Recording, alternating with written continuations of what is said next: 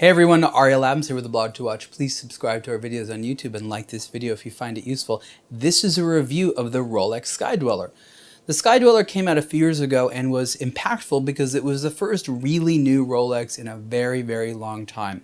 It's large, it has the most complicated movement you can get in a Rolex today, and it was controversial because when it first came out it was only in gold and it was very expensive. Then Rolex decided to tweak the dial and come out first with a two-tone model and then in an all-steel model, but of course the bezel, the fluted bezel, like all Rolex watches, is in gold. This is the two-tone model of the Rolex Oyster Perpetual Sky-Dweller. It's the reference 326933. At 42 millimeters wide, this wears quite large for a Rolex, but it's still just 42 millimeters wide. It is the same iconic oyster style case which has become popularized throughout the years. The movement is the 9001, it's in-house made automatic movement, and it is, as I said, the most complicated movement that Rolex produces right now. It builds on a system that Rolex originally produced for the Yachtmaster 2, and that is a bezel which turns, which helps to adjust the various settings, which is really, really cool actually.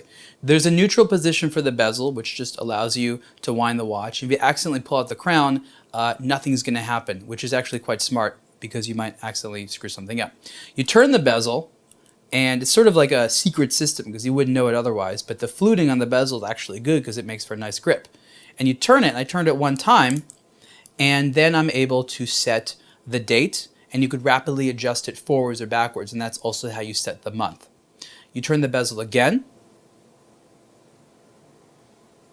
and you change just the hour hand, and this is to change the local time for when you're traveling.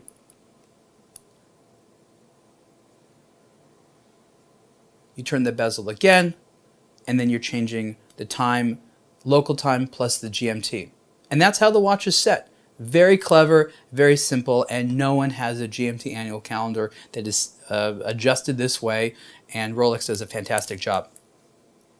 On the wrist, this watch wears comfortably. Some people were concerned that it was too large, but I found it to be fantastic. It's only 2 millimeters larger than your standard 40 millimeter wide Rolex, which takes into consideration the Submariner, the GMT Master, and some other models. Oyster style bracelet is available for this watch, as well as other bracelets, other dials. So there's a whole universe of different dials for the Sky-Dweller. This just happens to be one of their flagship models. You'll see this on billboards and things like that. This has yellow, gold, and steel, as well as what they call the champagne dial. And I really like the baton style hour markers because it makes it very legible. One of the things that concerned me about some of the initial versions of the Sky-Dweller was legibility. This one takes influence from the newer Datejust 41, which is another watch I also reviewed, and this kind of looks like a bigger sibling or cousin to that watch. Very, very similar in terms of the design.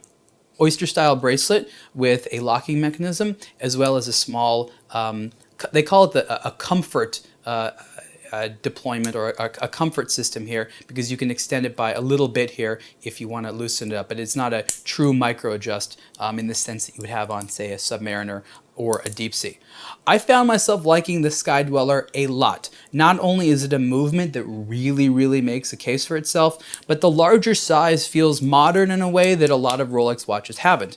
The style of this watch is certainly classic. It looks like Rolexes which have been produced for a very long time, but you have the size that was never really available in a watch with this character. You had things like the Yachtmaster 2, the Deep Sea, which were bigger, but a little bit strange sometimes for a lot of people. The Sky-Dweller definitely has that everyday wear sense that you're looking for from a Rolex, but with something special. And it's one of the first modern real watch lovers Rolexes because it has a movement that does interesting things. It's not just the time or complication that you've seen forever. This version of the Sky-Dweller in steel and yellow gold has a price of $17,150. The Sky-Dweller starts off at just over $14,000, and in all gold goes up from there. You can see the full review of the Rolex Sky-Dweller on aBlogtoWatch.